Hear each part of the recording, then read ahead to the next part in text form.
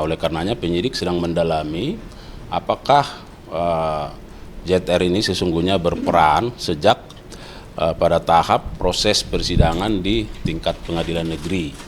Nah itu ya, sejauh mana perkenalan antara ZR dengan ketiga oknum ini. Baik rekan-rekan media, bahwa dapat kami sampaikan pada hari ini, hari Rabu ya, tanggal 7 November 2024 ya, sejak tadi pagi menjelang siang ya, benar bahwa penyidik pada jajaran Jampitsus melakukan pemeriksaan lanjutan sebagai saksi terhadap 3 oknum hakim ya, yang juga sudah berstatus sebagai tersangka, dan juga terhadap ZR ya, yang juga statusnya sudah menjadi tersangka.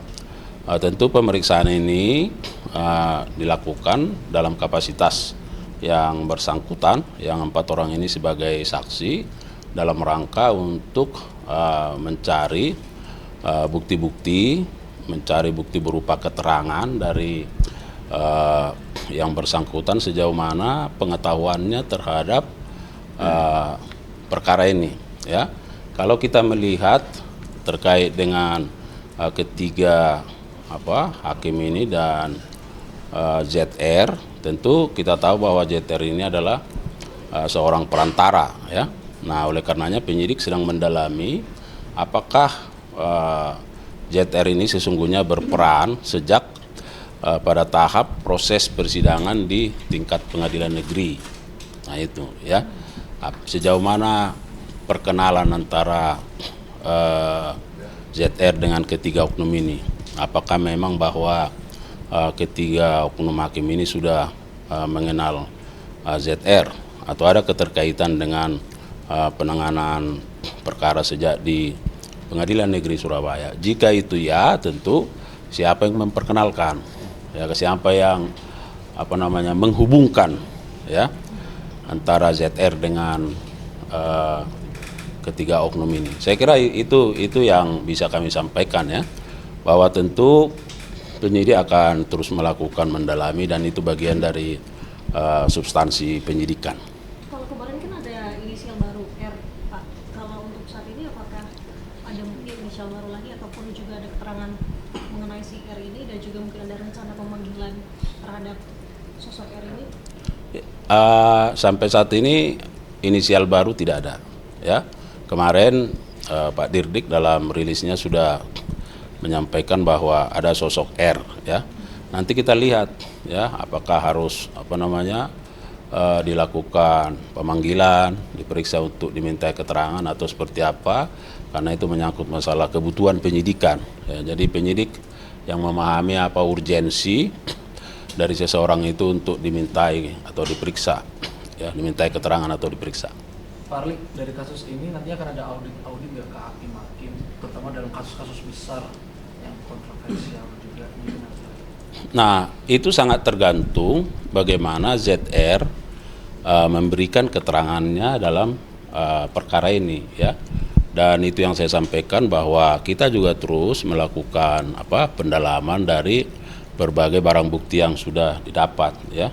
Apakah misalnya ada petunjuk-petunjuk yang bisa digunakan ya untuk mengkaitkan antara hubungan ZR dengan pihak-pihak lain. Ya, kita mengharapkan bahwa yang bersangkutan kooperatif ya, seperti yang juga sudah disampaikan di dalam rilis beberapa waktu yang lalu, bahwa itu pengakuannya kan, pengakuannya yang menyatakan bahwa uang dan emas itu merupakan hasil dari pengurusan perkara. Nah, tapi ketika didalami perkara yang mana, nah itu yang masih lupa ya, belum tahu. Nah, ini yang kita harapkan, bahwa ZR ini sungguh-sungguh kooperatif dan membuka seluas-luasnya apakah ada keterlibatan pihak-pihak lain. Pak, infonya Komisi Yudisial juga berkoordinasi dengan Kejaksaan Agung terkait pengurusan kasus pengurusan perkara ini yang melibatkan ZR. Sejauh mana Pak keterlibatan koordinasi antara Kejagung dan Komisi Yudisial? KY. KY. Yang kita pahami bahwa KY ketika perkara ini sudah putus di Pengadilan Negeri Surabaya, ya, KY melakukan langkah-langkah terhadap pemeriksaan secara etik, ya. Nah, terkait soal bagaimana prosesnya, bagaimana hasilnya, kita serahkan ke KY sendiri. Kita tidak ada kaitan, karena memang masing-masing kan punya tugasnya, ya.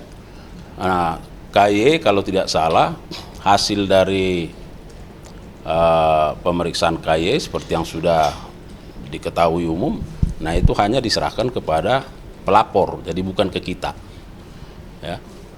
Pak, sosok R ini kan sebagai pejabat RI Surabaya, apakah memang berwenang menunjuk majelis hakim setiap sidang di PN Surabaya saat itu? Ya, kalau dilihat dari rilis itu berarti kan ketika LR menyatakan kepada ZR untuk dihubungkan, ya kan, dengan Pengadilan Negeri Surabaya dalam konteks apa? Supaya memilih majelis, ya kan? Ya, apakah ada pengaruhnya atau ada peranannya, itu nanti yang akan digali, ya. Itu atribusinya ketua pengadilan saat itu? Kita belum tahu. Ya. Pak, update pemeriksaan terhadap Edward Tanur sendiri gimana Pak, ayah dan adiknya dari Ronald Tanur kemarin katanya diperiksa juga. Ya, secara substansi tentu penyidik yang paham, ya, bahwa benar kami kemarin sudah sampaikan juga di Surabaya yang bersangkutan sudah dilakukan permintaan keterangan, ya, diperiksa sebagai saksi di Kejati Jawa Timur, Surabaya. Tapi ada perbedaan pernyataan begitu Pak dari hasil pemeriksaan dari kepala Kejati Jatim yang menyebutkan bahwa memang tidak ada keterlibatan begitu dalam kasus ini untuk ayah dari Ronald Tanur, tapi kalau kata Pak Dirdik sebenarnya Edward Tanur ini mengetahui untuk tindakan dari sang istri. Jadi ini seperti apa Pak? Apakah ini disebut juga ada niat jahat atau seperti apa? Nggak ada yang salah di situ, nggak ada yang berbeda. Apakah kalau orang tahu itu sudah salah? Itu yang harus digali, kan? Berkali-kali saya sampaikan bahwa untuk menentukan seseorang dapat dinyatakan sebagai tersangka, kita harus lihat bagaimana mens rea dan actus reusnya. Mens rea itu dilihat dari niatnya yang dikehendaki dan disadari terkait dengan akibat-akibatnya. Ada will and way tense di situ. Nah, terkait dengan actus reusnya, antara niat dengan tindakannya itu harus sejalan. Nah, oleh karenanya menurut hukum acara bahwa setidaknya harus ada bukti permulaan yang cukup, ya, yang itu diperoleh setidaknya dari 2 alat bukti. Jadi saya kira ya kita tunggu bagaimana perkembangannya. Tetapi apa yang disampaikan baik di Jawa Timur maupun di Dirdik, saya kira nggak ada yang salah di kedua pernyataan itu, ya. Bahwa proses ini masih terus berlangsung, ya.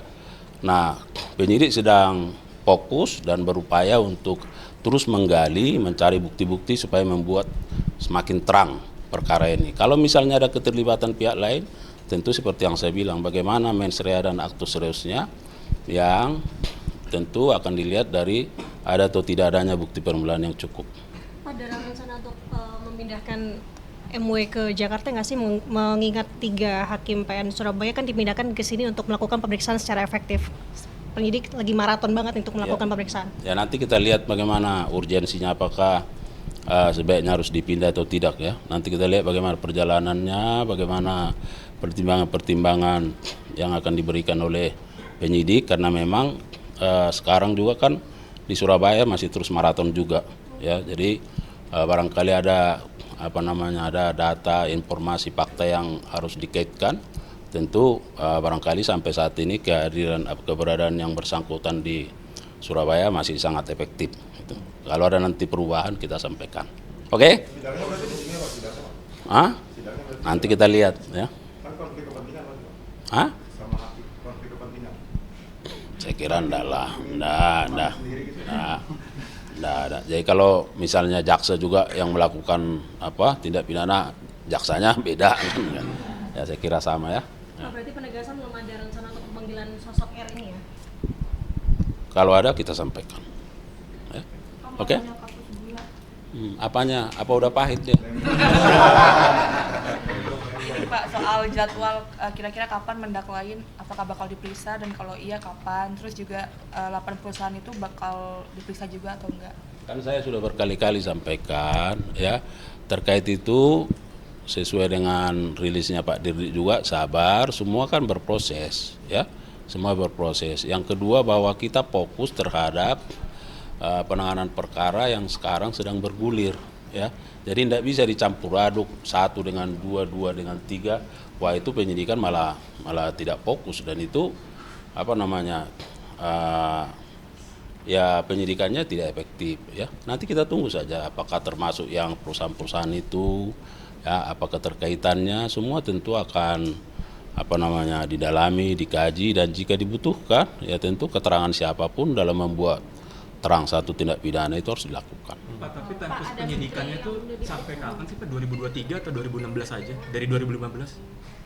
Terus mana? Enggak, maksudnya penyidikan kasus ini yang di Kementerian Perbuatannya kan sudah disampaikan di tahun 2015 dan 2016. Penyidikannya itu dilakukan di tahun 2023. Ya? Berarti bukan importasi dari 2015 sampai 2023? Enggak, kan sudah disampaikan kemarin. Perbuatan yang bersangkutan 2015 sampai 2016. Penyidikannya dilakukan 2023, ya. Oke ya? Pak, penyidikan kasus gula itu Apalagi? ada pemanggilan saksi menteri nggak Pak? Tadi itunya pertanyaannya. Pak, mau tanya lagi Pak. Hmm? Ini kasusnya Tom Embong kan rame nih Pak. Terus ada yang mempertanyakan kapan Tom dilaporkan dan kapan penyelidikan dilakukan. Nah, bisa jelasin nggak Pak, kayak dari alur penyelidikan Tom Lembong sampai akhirnya ke penyidikan? Mbak, saya sudah katakan dan itu Dirdik sudah secara jelas menyampaikan. Kalau itu dilakukan penyidikan di Oktober 2023, berarti penyelidikannya sebelum. Ingat, penyelidikan itu adalah tindakan aparat penegak hukum secara non pro justisia. Kalau penyidikan itu baru tindakan pro justisia, dan itu hak publik. Ya, nah, kita Pak, izin Pak soal kasus. Nggak usah pakai izin. Soal kasus KLHK Pak, ini udah ada saksi yang diperiksa. Ya, itu terus berkembang. Ya, itu terus berkembang. Karena sebagaimana rekan-rekan media juga sudah ikuti, sudah dilakukan penggeledahan, penyitaan terhadap berbagai barang bukti. Ya, itu yang saya sampaikan bahwa ini kan ada beberapa box kemarin kan, ada dokumen, ada barang bukti elektronik, dan itu harus dicacah, itu harus dikaji, itu harus dikaitkan, dipelajari, ya, didalami, ya. Nanti perkembangannya kita akan terus update, ya. Sejauh ini udah ada penjadwalan pemanggilan saksi. Nanti kita coba konfirmasi ke penyidik, ya. Pak, kalau yang Bapak masih dulu, gini-gini aja. Kan kemarin sempat ramai soal jam tangan Dirdik Pak, KPK kan sudah katanya mau mendalami. Dari kejaksaan sendiri ada pendalaman internal gitu Pak? Nah, makanya itu yang saya bilang, ya kalau KPK mendalami silahkan, iya kan, ya, iya, silahkan. Dan kemarin media kan ada di situ, beliau sudah mengklarifikasi. Jadi yang mana lagi, ya? Tapi bakal ada pendalaman internal nggak Pak di kejaksaan? Apa yang mau didalami, ya kan? Beliau sudah sampaikan. Ngapain lagi di internal, di depan kalian sudah disampaikan. Nah ini katanya, iya kan? Nah, coba, mana yang lebih dalam? Ya kan? Tapi kan dari dua lagi. Tapi kan dari penjelasan Pak Dirdik kemarin kan menjadi polemik lagi Pak, karena tidak masuk akal dengan harga yang katanya 4 juta itu Pak. Itu gimana tuh Pak penjelasannya? Apakah bisa dibuktikan bahwa ada buktinya bahwa itu 4 juta? Kemarin kan sudah ditanya, ada juga pertanyaan, aku ingat semua pertanyaan kalian. Nah, di mana Pak dibeli? Ada di pasar sana. Ya kalian dalami nanti. Makanya ditanya. Jadi kalau kalian tanya aku nggak punya jam. Iya kan? Yang punya jam kemarin di situ kalian nggak tanya. Makanya selalu saya bilang, rekan-rekan media cobalah siapkan pertanyaan terbaiknya supaya nggak berulang-ulang. Iya kan? Tahu aku kerja-kerja media, ya. Nah, itulah yang perlu ditanya. Kan kemarin berapa harganya ini 4 juta? Di mana? Di pasar. Di mana Pak? Ada. Setelah itu tanya, Pak, di mana kemarin? Gitu. Ya, tentu karena ada lah maka dia bilang. Pak, bahas Tom Lembong lagi nih Pak. Apa lagi? Tom Lembong kan untuk mendapatkan menjadi tersangka tentu ada 2 alat bukti. Nah, 2 alat bukti itu sebenarnya apa saja dan pendalaman? Itu konsumsi penyidikan itu kan, bahwa sekarang dia juga perapit, nah nanti diuji ya. Gubernur Konawe Selatan Pak, katanya jaksa itu terima 15 juta, bagaimana tindak lanjutnya Pak? 50 juta yang mana? Katanya di Konawe Selatan itu guru itu menyerahkan uang 15 juta. Coba nanti lihat videonya lagi, jangan masalah nanya, nanti beda-beda lagi penafsiran di masyarakat. Nanti kita putar videonya, baru kita jawab, ya kan? Itu pertanyaan jaksa itu di sidangnya. Iya kan, janganlah jadi itu kalian angkat. Ya kan, jaksa terima 15 ini begini, jadi aturan tidak jadi rusak itu loh. Ya kan? Kalau yang baik kita harus nyatakan baik, kalau tidak ya. Saya kira harus begitu, ya. Oke ya. Kemarin biasanya pencegahan tindak pidana korupsi itu di bawah naungan Kejaksaan. Nah, nanti apakah bakal berkoordinasi dengan KPK, Pak? Ya kita lihatlah, ya. KPK kan sekarang ini nggak dilibatkan. Hah? Kan sekarang KPK dalam Unides itu tidak dilibatkan. Nah, apakah Kejaksaan akan berkoordinasi dengan KPK? Ya nanti kita lihat, karena ini kan unsur pemerintah kan. Itu yang harus kita lihat. Ya. Tentu semua PH ya harus berkolaborasi lah, bersinergi kan. Nggak ada yang sulit itu, apa masalahnya? Iya kan? Nah. Soal perbedaan surplus data gula, gula itu gimana Pak? Iya, itu bagian penyidikan. Ini kan nanti akan dikontes, ya kan? Ya kita lihat seperti apa ya. Kesiapan Kejaksaan gimana Pak menghadapi pra-peradilan? Sedangkan menghadapi yang lain kita siap apalagi, iya kan? Ya harus siap lah. Ya. Kalau tersangka PB udah ada barang buktinya belum? Itu kan terkait perkara perkereta apian. Jadi saya sampaikan ada 7 terdakwa itu sudah sidang. Iya, sudah sidang. Mungkin tahapannya mau pembacaan surat tuntutan tahapannya. Hah? Iya, makanya kan belum pasti karena masih 7 kan. Nah, mungkin berlangsung, kita bilang sudah padahal berlangsung. Yang PB Itu. berarti belum ada barang bukti. Kan sudah kemarin udah disampaikan ada catatan. Iya kan? Nah, ada lah disampaikan. Hah? Kan kemarin sudah disampaikan ada aliran dana. Iya kan? Kan ada aliran dana kan? Iya. Nah, menerima dia, ya kan? Termasuk yang di Palembang juga, ya. Sumatera Selatan dalam kasus LRT itu kan. Terhadap korporasinya yang kasus di sidang masa ini kan menerima 1, sekian triliun ya. Itu akan dimintai pertanggungjawaban secara pidana juga. Nah, makanya saya bilang nanti kita lihat bagaimana fakta-fakta yang berkembang selama persidangan ini, bagaimana fakta-fakta yang dipertimbangkan oleh majelis hakim, ya. Ini kan masih proses penuntutan. Ya, habis itu masih ada tahapan apakah pledoi, apakah dan seterusnya sampai putusan. Saya kira begitu ya. Ya. Ini sudah azan.